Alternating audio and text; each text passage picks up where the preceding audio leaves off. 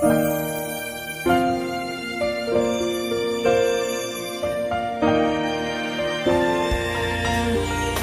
âme a soif de toi, mon cœur a faim de toi, mon ami.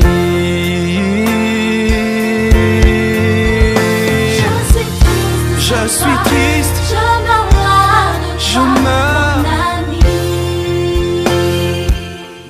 Je vous salue au nom de Jésus-Christ de Nazareth. Bon dimanche chez vous. Que Dieu vous comble de ses grâces, vous tous qui êtes là, afin d'écouter la parole de Dieu. Excusez-nous pour le retard que nous avons eu ce matin. Il y a eu des petits problèmes techniques et organisationnels. Il fallait que nous déplacions la chaire du temple pour le bureau, parce qu'aujourd'hui, le culte se tient dans notre bureau. Prions le Seigneur pour ce message. Père éternel, Dieu de gloire, je demande ton onction. Je demande ta sagesse, je demande ta puissance, je demande ta grâce et ta force afin de communiquer ta parole à tout ton peuple qui nous suit de par le monde. Parle dans les familles, parle dans les maisons, parle dans les églises et que tout soit pour ta gloire. Je détruis toute force de l'ennemi, toute puissance contraire à ce message au nom de Jésus-Christ. Amen. Le thème de mon message ce matin, c'est les familles face au confinement. Les familles face au confinement dû au coronavirus Covid-19, car nous devons être actuels dans notre manière de prêcher, car plusieurs personnes désirent avoir la connaissance divine par rapport à cette situation. Mais tout d'abord, avant d'entrer dans le vif de mon message, j'aimerais dire qu'il y a un faux message qui circule sur la toile disant que le pasteur Marcelo a donné 48 heures au gouvernement pour ouvrir les églises afin que nous prions contre les œuvres du diable. Cela ne vient pas de moi. Et si vous allez sur ma page, vous allez voir que j'ai contredit ce message. Et vraiment, mes frères et sœurs, ce n'est pas le moment de faire circuler des fake news. C'est le moment que nous soyons concentrés afin de prier, afin d'enseigner la parole et pas faire dire aux hommes de Dieu des choses que nous voulons. Vraiment que Dieu pardonne à ce monsieur qui a fait ce fake news et vraiment, répands-toi, ne le fais plus. Aussi, j'aimerais également présenter mes condoléances à la famille Muchebele de l'église La Nouvelle Jérusalem à Bruxelles, qui vient de perdre leur maman pasteur après le départ du pasteur l'année passée. 2 chocs en si peu de temps, c'est beaucoup. Et vraiment, je vous présente mes condoléances. Et ce décès encore nous prouve que c'est sérieux. Ce n'est pas de la blague. Pour ceux qui ne respectent pas les règles d'hygiène, bien aimés, c'est sérieux, ce n'est pas de la blague. Une grande servante de Dieu vient nous quitter après cela.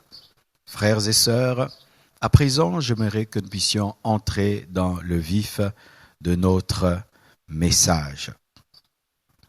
Les familles face au confinement. Quelle est la définition du confinement? Le confinement vient du verbe confiner, qui veut dire forcer à rester dans un espace limité. Forcer à rester dans un espace limité. Aujourd'hui, c'est demeurer dans nos maisons. Limiter au maximum, c'est sorti dans notre cas.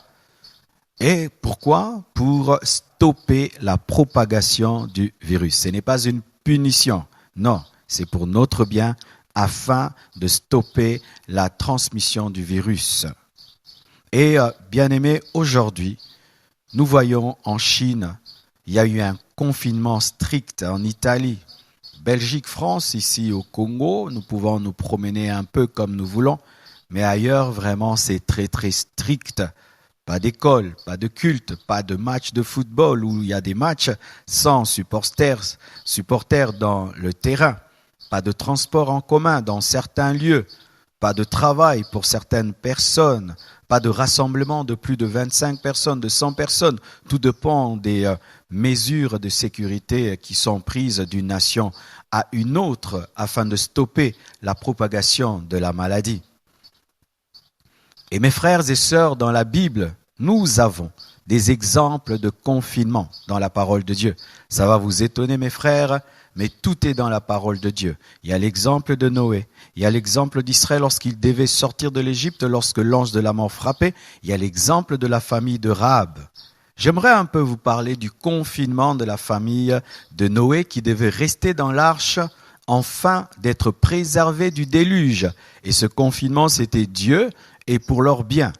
Genèse 7, versets 1 à 7. La Bible dit ceci.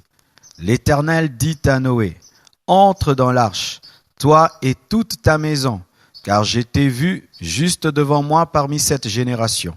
Tu prendras auprès de toi 7 couples de tous les animaux purs, le mâle et sa femelle, une paire des animaux qui ne sont pas purs, le mâle et sa femelle, 7 couples aussi des oiseaux du ciel, mâle et femelle, afin de conserver leur race en vie sur la face de toute la terre.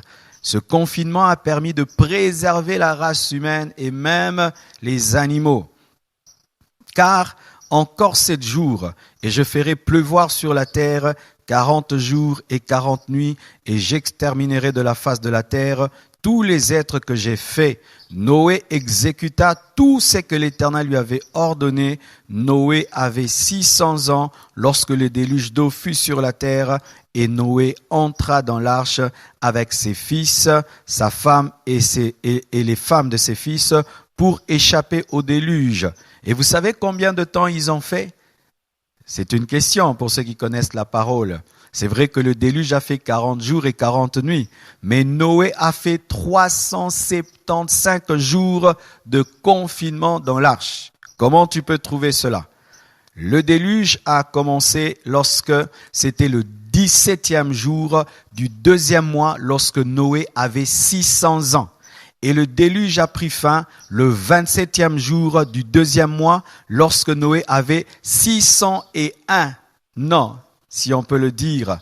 Ainsi, lorsque tu soustrais ou tu compares 27, 2e mois, 601, moins 17, 2e mois, 600, tu vas trouver 1 an et 10 jours dans l'arche. Noé a fait 1 an et 10 jours dans l'arche, qui équivaut à 375 jours de confinement. Et pourquoi?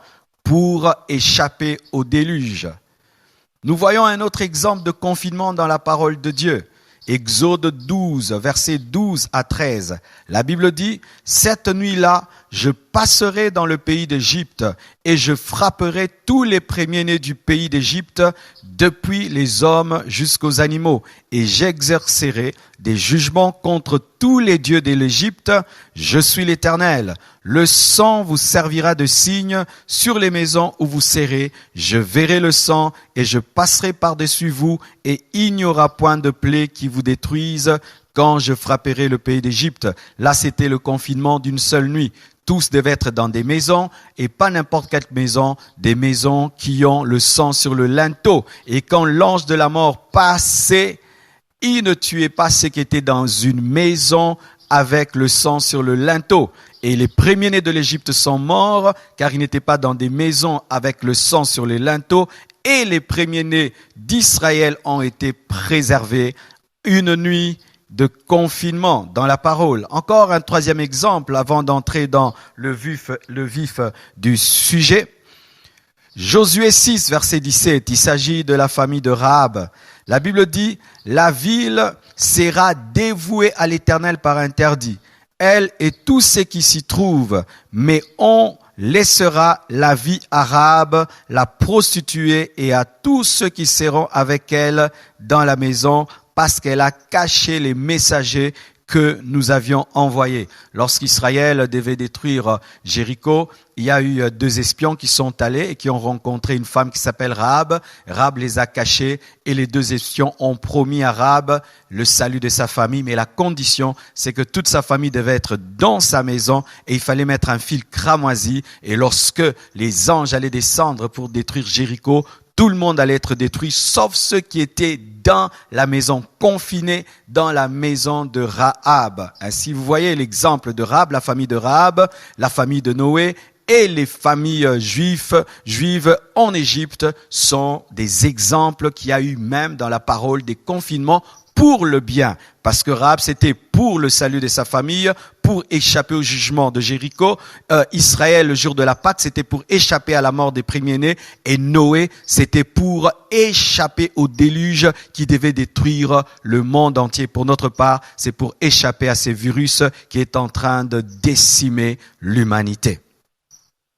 Alors mes frères et sœurs, je vais vous parler des bons côtés du confinement et des mauvais côtés du confinement, parce qu'en chaque chose, il y a des bons côtés et des mauvais côtés. Tout d'abord, j'aimerais parler du mauvais côté du confinement, la crise financière, la crise économique, parce que les gens ne savent plus travailler comme avant, la vie publique qui est en arrêt et même ralentie. Pas d'école, donc les enfants risquent d'avoir de retard, pas de culte. Aujourd'hui, beaucoup de fidèles sont restés à la maison et voilà que je tiens cette prédication dans mon bureau. Est-ce qu'on aurait cru cela ?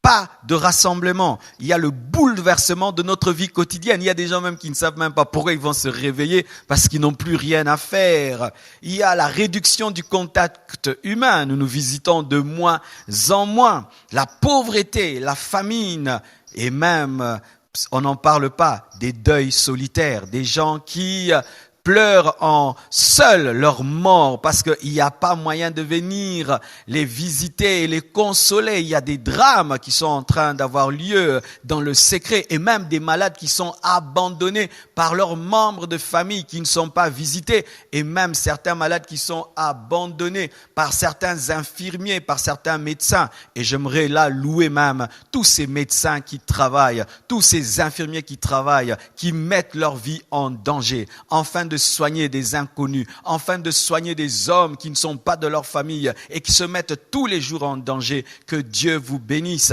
Et j'aimerais exhorter ces médecins qui abandonnent les patients. J'aimerais exhorter ces infirmiers qui abandonnent les patients. Déjà, ils sont abandonnés par leur famille, certains. Alors, si vous les abandonnez, alors ce sera terrible. Et aussi, l'isolement sur soi-même. Beaucoup de gens sont devenus davantage isolés sur eux-mêmes à cause de la peur totale. Vraiment, ils se renferment sur eux-mêmes. Et vraiment, cette loi de chacun pour soi et Dieu pour tous commence vraiment à être pratiquée. Le mauvais côté, c'est que ça rend égoïste. On pense qu'à soi-même. Lorsqu'on va acheter, on oublie que l'autre aura besoin d'acheter. On prend tout. Et même si on n'en a pas besoin, parce que c'est moi je dois pas mourir. Et certains même qui savent qu'ils sont contaminés font tout pour contaminer les autres, de l'égoïsme qui se manifeste dans ce confinement. Mais aujourd'hui, je ne vais pas m'attarder sur cela car nous devons apporter la bonne nouvelle. Il y a tellement de mauvaises nouvelles sur le net, tellement de mauvaises nouvelles que l'Église doit apporter la paix, doit apporter la consolation et le réconfort. Alléluia.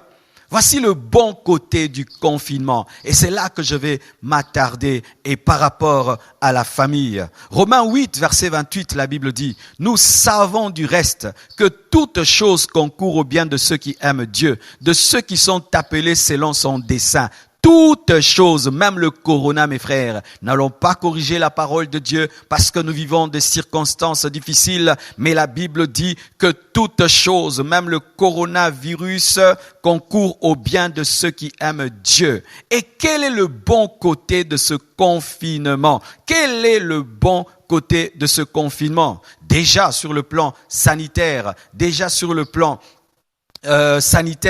ce confinement ralentit la propagation du virus. Et si vous le savez, déjà en Chine, ils sont déjà en train de ralentir sa propagation parce qu'ils ont respecté les mesures de confinement. Le bon côté du confinement sur le plan scientifique, chimique, sanitaire, c'est que ça stoppe la propagation du virus. C'est un très bon côté. C'est pourquoi même en tant qu'Église, nous avons respecté cela. Aussi, le repos pour ceux qui travaillent beaucoup. Parce qu'il y a des gens qui travaillent tellement qu'ils allaient même mourir de fatigue, ce confinement leur a permis quand même de souffler et de renouveler leurs forces afin de continuer à travailler. Mais sauf les médecins, sauf les infirmiers, les politiciens, les pasteurs, les scientifiques, les militaires qui doivent beaucoup travailler en cette période-ci. Ce n'est pas un temps de repos pour nous, mais pour certaines personnes, le bon côté de ce confinement, c'est que c'est un moment aussi de pause et de repos où ils étaient tout le temps travail. Maintenant, ils doivent penser à la famille, ils doivent penser à eux-mêmes. C'est aussi un bon côté. Pour ce qui nous concerne, pour ce culte des familles, voici le bon côté, car toute chose concourt au bien de ceux qui aiment Dieu. Le bon côté de ce confinement, parce que cela nous ramène à la vie familiale. Je peux témoigner, mes frères, je suis pasteur, mais en cette période-ci, j'ai vraiment une vie familiale terrible. Donc, nous prenons le temps de déjeuner ensemble, de dîner ensemble, de prier ensemble, le temps de suivre leurs notes, le temps de suivre tellement de choses que je ne pouvais pas faire avant. Donc, c'est le retour à la vie familiale où papa, maman et les enfants. Le temps où tu peux maintenant te concentrer sur l'éducation de tes enfants. Le temps aussi tu peux réaliser la qualité de ton couple. Parce que lorsque nous étions en liberté, il pouvait se faire que cette liberté nous poussait à fuir nos conjoints. Mais là, vous êtes face à face. Et c'est quand tu vas te rendre compte qu'il n'y a plus de dialogue entre toi et ta femme. Vous n'avez plus rien à vous dire. Tu vas te rendre compte que ton couple était malade depuis longtemps. Et tu pensais que c'était bien, alors que vous cachez derrière le travail et sortir, tu te rends compte que tu n'es plus attiré par ta femme, tu te rends compte que tu n'es plus attiré par ton mari, tu te rends compte que tu ne supportes pas tes enfants, tu te rends compte que tes enfants n'ont pas eu une bonne éducation, tu te rends compte que vous ne pouvez pas causer pendant 30 minutes sans vous discuter, et ça va t'ouvrir les yeux sur la qualité de ton couple, la qualité de ta famille, la qualité conjugale de ta vie, de ta vraie vie, parce qu'il peut se faire que tu te cachais derrière ton travail,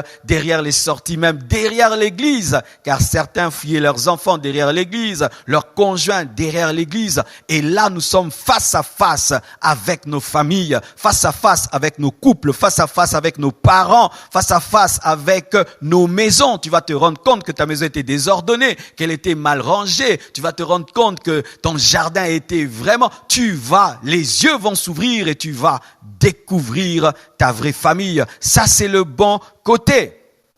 Où tu as le temps maintenant de bien éduquer tes enfants, d'ajuster leur caractère, d'ajuster leur caractère, leur éducation. Et ça va te révéler les choses que tu as négligées dans ta maison, négligées dans ta famille, négligées dans ton couple. Ça va te permettre d'ouvrir les yeux et de rectifier avec la grâce de Dieu. C'est un temps où tu peux prendre soin de toi, prendre soin de ta maison, où tu peux avoir le temps de prier en famille, de méditer en famille, d'enseigner à tes enfants la parole, d'enseigner à tes enfants la prière, d'avoir des temps de conversation approfondie avec ta femme, car peut-être tu causes avec elle 30 minutes. Là, tu as le temps pendant 2 heures. Vous pouvez parler projet, vous pouvez parler futur, vous pouvez vous occuper un après l'autre des enfants. C'est le bon côté, car toute chose concourt au bien de ceux qui aiment Dieu. Encore, mes frères et sœurs, le bon côté de ce confinement, c'est une occasion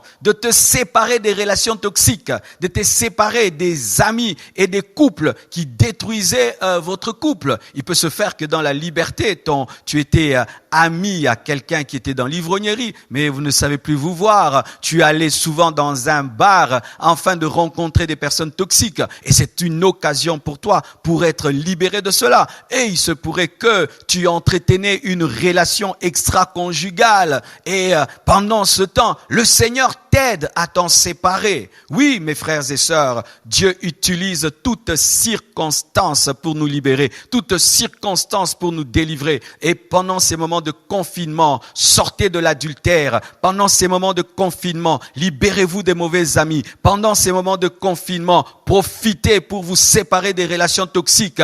Pendant ces moments de confinement, profitez-en pour sortir des mauvaises habitudes, des mauvais caractères. Pendant ce confinement, prenez le temps de méditer, prenez le temps d'entrer en vous-même pour découvrir le mauvais côté de votre caractère afin de le présenter devant Jésus-Christ pour qu'il vous délivre, pour qu'il vous libère. Toute chose concourt au bien de ceux qui aiment Dieu. Alléluia. Toute chose concourt au bien de ceux qui aiment Dieu. C'est pourquoi, mes frères, au lieu de vous plaindre de ce confinement, mes frères, regardez le bon côté et de sorte que lorsque vous sortirez de là, vous soyez comme un homme qui est sorti d'une retraite de prière, meilleur qu'avant, plus sage qu'avant, plus intelligent. Tu n'avais pas le temps de lire des livres, c'est le moment de prendre un livre et de le lire. Tu n'avais pas le temps de lire la Bible, c'est le moment de lire la Bible. Tu n'avais pas le temps de lire la Bible avec tes enfants, c'est le moment de lire la Bible avec les enfants. Tu n'avais jamais le temps de jouer avec les enfants, c'est le moment. Hier, j'ai joué avec mes enfants, j'ai joué, mais ils m'ont gagné. C'était une belle expérience. Pourquoi? Parce que maintenant, j'ai le temps. Au lieu de pleurnicher, au lieu de pleurer, retournez l'autre facette et utilisez ce confinement afin de devenir meilleur. Alléluia. C'est le temps de revenir vers nos familles, de revenir vers nos couples, de revenir vers nos enfants, de revenir vers nos parents, de revenir vers nos conjoints. C'est le moment d'avoir la révélation de nos couples afin de les soigner. C'est le moment d'avoir la révélation de l'état de nos familles afin de s'en occuper. C'est le moment d'avoir la révélation de la vraie éducation que nous avons donnée à nos enfants. C'est le moment d'avoir la révélation des problèmes que nous avons négligés. C'est le temps de prendre soin de nos maisons et de nous-mêmes. C'est le temps de prier, de méditer en famille, d'organiser le culte familial. C'est le temps pour méditer sur le futur de la famille. C'est l'occasion pour nous séparer des relations toxiques et de toute personne qui pendant longtemps ne pouvait sortir de nos vies. C'est le moment, car toute chose concourt au bien de ceux qui aiment Dieu. Et voilà par rapport au confinement de la famille de Noé. Comme je l'ai dit, la famille de Noé a fait 375 jours, donc 1 année 10 jours dans l'arche. C'est terrible, 1 année 10 jours de privation avec des animaux. Vraiment, c'était vraiment dur. La Bible nous dit ceci. Genèse 9, versets 20 à 22. Noé commença à cultiver la terre et planta de la vigne. Il but du vin, s'enivra et se découvrit au milieu de sa tente. Cham, père de Canaan, vit la nudité de son père et il le rapporta dehors à ses 2 frères. L'après-confinement.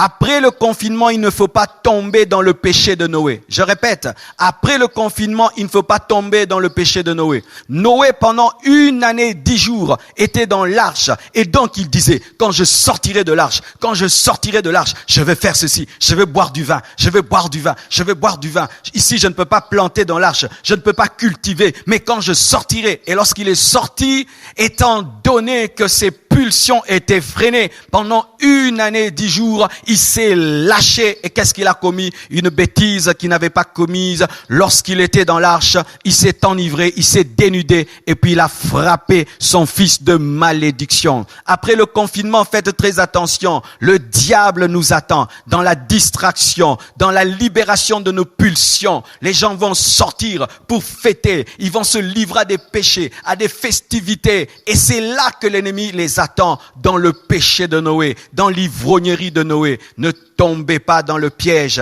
Pendant que tu es en train de vivre le confinement, deviens un homme meilleur. Mais si tu ne deviens pas un homme meilleur, lorsque tu sortiras du confinement, tu vas commettre le péché de Noé. Lui, il a commis le péché de l'ivrognerie. Peut-être toi, tu vas commettre le péché de l'adultère, le péché de l'impudicité. Peut-être que toi, tu vas commettre d'autres péchés. Toutes ces choses qui sont en train de crier en toi pendant ce moment et qui demandent d'être dégagées vont saisir l'occasion. Lorsque tu sortiras de l'arche, lorsque tu sortiras du confinement, fais attention. Ne plante pas une vigne, ne t'enivre pas comme Noé. Car après le confinement, Noé a maudit Cham. Il n'avait pas maudit Cham dans l'arche. Il a maudit en dehors de l'arche. Il a maudit après le confinement. Faites très attention après, car le Covid-19 passera. Dieu finira par nous libérer de cette maladie. Mais après cela, Quel sera ton caractère? Tu dois devenir un homme plus sage.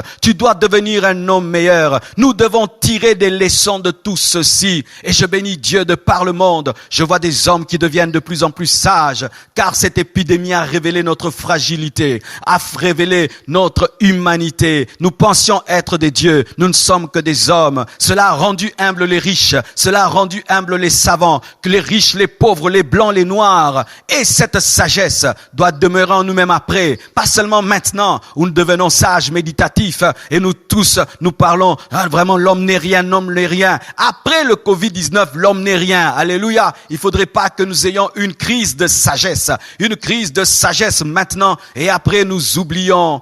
Lorsque tu sortiras du confinement, deviens un homme meilleur, où tu reconnais que le divin est plus que tout, que l'homme est fragile, que ce monde est passager, qu'il ne faut pas continuer à vivre ainsi, car Dieu nous a avertis. Dieu nous a avertis, mes frères. C'est que nous sommes en train de vivre, c'est un avertissement. Dieu est en train de nous montrer que la fin de ce monde est proche. Et si après cette épidémie, nous continuons à vivre comme auparavant, nous sommes des insensés. Nous sommes des insensés. Si après tout ceci, au lieu que nous allions dans des églises pour adorer Dieu, nous allons dans des boîtes de nuit, nous sommes des insensés. Si après ceci, nous organisons des concerts dans lesquels nous nous enivrons, nous sommes des insensés. Après l'arche, il faut faire un autel à l'Éternel. Après l'arche, il ne faut pas planter une vigne pour s'enivrer, mais il faut faire un autel à l'Éternel. Après ceci, nous devons louer, adorer Dieu et nous consacrer davantage, nous sanctifier davantage, pas aller dans des boîtes de nuit pour célébrer le diable, pour célébrer le monde, pour nous livrer à la prostitution. Non, nous devons devenir davantage sages, devenir des meilleures personnes qui ont tiré des leçons par rapport à cette circonstance, car Dieu parle d'une manière ou d'une autre. Vous qui aimez des prophéties, nous sommes dans une prophétie. La prophétie est là. Cette circonstance nous enseigne que tout est passager. Tout est éphémère. Nous sommes pèlerins sur cette terre. Cet monde peut disparaître en une seconde. Cette vie terrestre peut s'arrêter en une seconde. Nous en avons la preuve. Une chose invisible qui déclenche des effets visibles. Une chose invisible qui sèche les rues. Une chose invisible qui pousse à édicter des lois. Et voici, mes frères et sœurs, nous voyons que pour échapper au déluge, il fallait que la famille de Noé demeure dans l'arche. Nous voyons que pour échapper à la mort, il fallait que le peuple juif demeure dans des maisons couvertes du sang. Nous voyons que pour que la famille de Rahab échappe au jugement de Jéricho, il fallait qu'elle demeure dans la maison de Rahab. Et sachez, mes frères, qu'il y a plus que la pandémie du coronavirus. Et nous devons être dans un confinement par rapport à plus que cela, la mort éternelle. Et l'arche par rapport à la mort éternelle, ce n'est pas une arche, ce n'est pas une maison, c'est Jésus-Christ de Nazareth. Autant les gens aujourd'hui restaient dans leur maison pour échapper à une maladie, nous devons demeurer en Christ pour échapper à la mort éternelle. Autant les gens restent dans leur maison pour ne pas être touchés par une maladie, nous devons demeurer dans l'arche qui est Jésus-Christ, devons demeurer dans la maison de Rahab qui est Jésus-Christ, devons demeurer dans la maison couverte par le sang qui est Jésus-Christ. C'est ainsi seulement que la mort ne va pas nous toucher, car le Covid-19 peut tuer le corps et tu vas au ciel, mais le péché, s'il atteint ton âme et ton esprit, tu vas t'envoyer en enfer pour l'éternité. Oh, je vois des hommes porter des masques parce qu'ils ont peur d'une maladie, c'est bien. Je vois des hommes rester chez eux parce qu'ils veulent pas être intoxiqués, c'est vrai. Mais est-ce que vous prenez des masques contre le péché? Est-ce que vous prenez des masques, des mesures contre le péché? Car tu peux être guéri d'une maladie, mais tu meurs un jour par un accident et tu finis en enfer. Autant vous avez pu respecter toutes ces consignes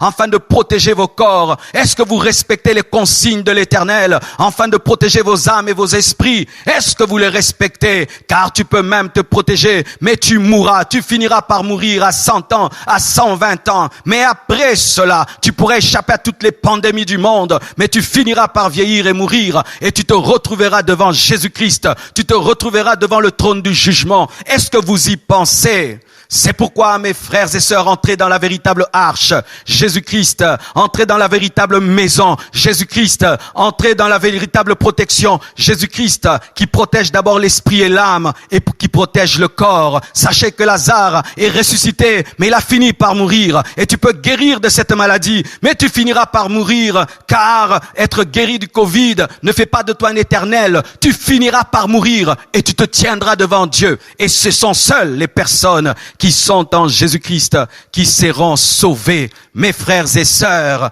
entrez en Jésus-Christ, donnez vos vies à Christ. Et vous qui êtes déjà dans l'arche, ne sortez pas de l'arche. Alléluia, ne sors pas de l'arche. Demeurez en Jésus-Christ jusqu'à la fin de vos vies. Demeurez dans la véritable maison de Rahab. Demeurez dans la véritable maison couverte par le sang de Jésus-Christ. Et vous serez sauvés, épargnés, et au dernier jour, vous tiendrez devant le trône blanc, et vous serez récompensés, et vous vivrez éternellement avec Jésus-Christ dans la nouvelle Jérusalem céleste. Je termine avec ce point prophétique. Amos 8, versets 9 à 11 nous dit ceci. Nous avons souvent prêché ce verset, mais vraiment là, ces derniers temps, la Bible devient tellement actuelle. Amos 8, versets 9 à 11, la Bible dit ceci. En ce jour-là, dit le Seigneur, l'Éternel, je ferai coucher le soleil à midi et j'obscurcirai la terre en plein jour. Je changerai vos fêtes en deuil et vos chants en lamentation. Je couvrirai de sacs tous les reins et je rendrai chauves toutes les têtes.